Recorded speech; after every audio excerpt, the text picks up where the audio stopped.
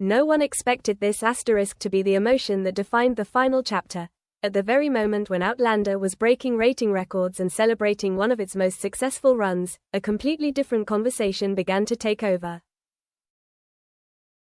It wasn't about victories, reunions, or closure, it was about something darker. And when Caitríona Balfe finally addressed it, fans realized they had been missing something critical all along. She described it in 2 words that immediately changed everything: seething hatred.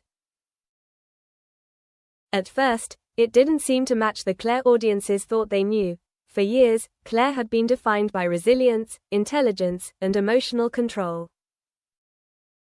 She faced loss, war, and impossible choices, yet always maintained a sense of clarity about who she was and what she stood for.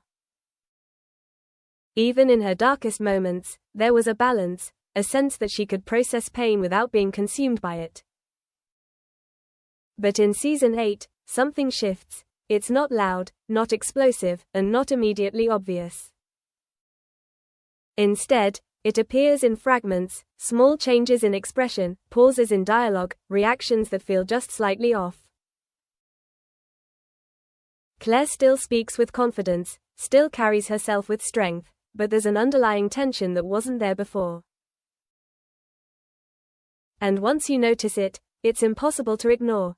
Caitríona Balfe explained that this wasn't a sudden transformation, but the result of something that had been building quietly over time. Claire's experiences didn't simply pass through her, they accumulated. Every loss, every betrayal, every moment where she had to suppress her own feelings in order to survive added another layer to something she could no longer fully control. That's what makes it seething. It's not outward rage. It's not the kind of anger that erupts and disappears. It's contained, internal, constantly present beneath the surface. And that kind of emotion changes a character in ways that aren't immediately visible, but deeply felt.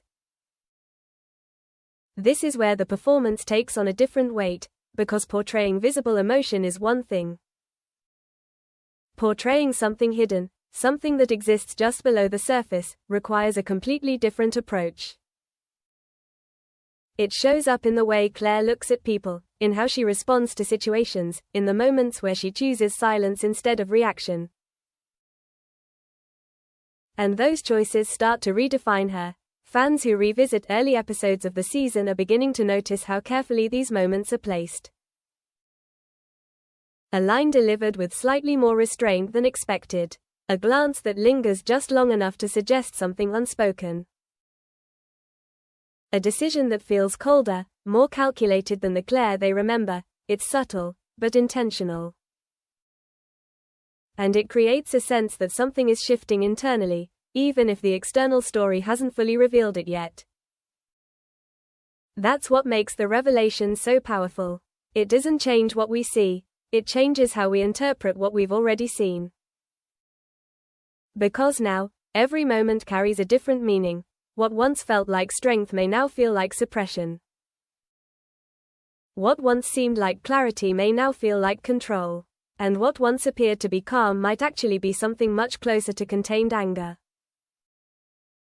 That reinterpretation is what's catching fans off guard, because Claire was never meant to feel unstable. She was the anchor, the one who could navigate chaos without losing herself. But this new layer suggests that even she has limits, that even she can reach a point where everything she's carried begins to take its toll. And that realization raises a bigger question. What happens when someone who has spent years holding everything together finally begins to unravel, even just slightly? Caitríona didn't offer a clear answer. Instead, she emphasized that this emotion is part of Claire's evolution, not a break from who she is, but a continuation of everything she's been through. It's not about turning her into someone else, it's about showing what happens when strength is tested beyond its limits. And that's where the tension lies, because this isn't a temporary feeling. It's something that has been building for years, now finally reaching a point where it can no longer remain invisible. Whether it will surface fully, or remain just beneath the surface, is still unclear. But one thing is certain, The Claire we are seeing now is not the same Claire we met at the beginning, and whatever comes next will be shaped by that change. If that quiet, controlled intensity is now part of Claire's emotional core, then the real question isn't just what she feels, it's what those feelings will do. Because in a story like Outlander, emotion is never isolated. It shapes decisions, it alters relationships, and it redirects the path of everything that follows. And when that emotion is something as contained yet powerful as seething hatred, the impact isn't immediate, but it's inevitable. According to Caitríona Balfe, this isn't about Claire becoming someone unrecognizable. It's about seeing what happens when the weight she has carried for so long begins to influence how she sees the world. The same strength that once defined her now coexists with something heavier, something that changes how she processes trust, loyalty, and even love. That shift becomes most visible in her relationships, particularly with Jamie. For years, their connection has been built on mutual understanding, on the idea that no matter how difficult the circumstances, they could find their way back to each other. But when one person begins to carry an emotion they haven't fully expressed, even the strongest bond can feel the strain. It's not about conflict, it's about distance that doesn't always have words. Claire's silence starts to mean more than her dialogue. Moments where she once would have spoken openly now feel measured, almost guarded. Her responses are still thoughtful, still grounded, but there's a hesitation that wasn't there before. It's as if she's filtering what she allows herself to reveal, not just to others, but to herself. And that internal restraint creates tension, because when emotion isn't released, it doesn't disappear, it accumulates. This is where the idea of seething becomes critical. It suggests movement beneath the surface, a constant presence that doesn't need to be visible to exist. And in a narrative that thrives on emotional depth, that kind of undercurrent can be more powerful than any overt conflict. Fans are beginning to pick up on this shift in unexpected ways. Scenes that once felt purely emotional now carry an edge. A look exchanged between Claire and another character can feel loaded, even if nothing is said. Decisions that once seemed logical now feel influenced by something more personal, more internal, more unresolved. It's not a change in the story, it's a change in how the story is experienced, because once you understand that Claire is carrying something deeper, every interaction becomes layered.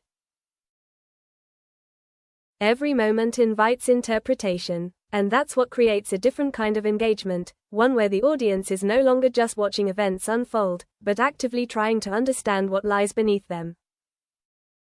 At the same time, there's a broader implication. If Claire is evolving in this way, then the ending of the series may not be as emotionally straightforward as fans expect. The idea of resolution, of tying everything together in a way that feels complete, becomes more complicated when a central character is still processing something unresolved. That doesn't mean the ending will be darker, but it does mean it may be more complex. Because true resolution doesn't always come from eliminating conflict. Sometimes, it comes from acknowledging it, from understanding it, from finding a way to move forward without fully erasing what came before.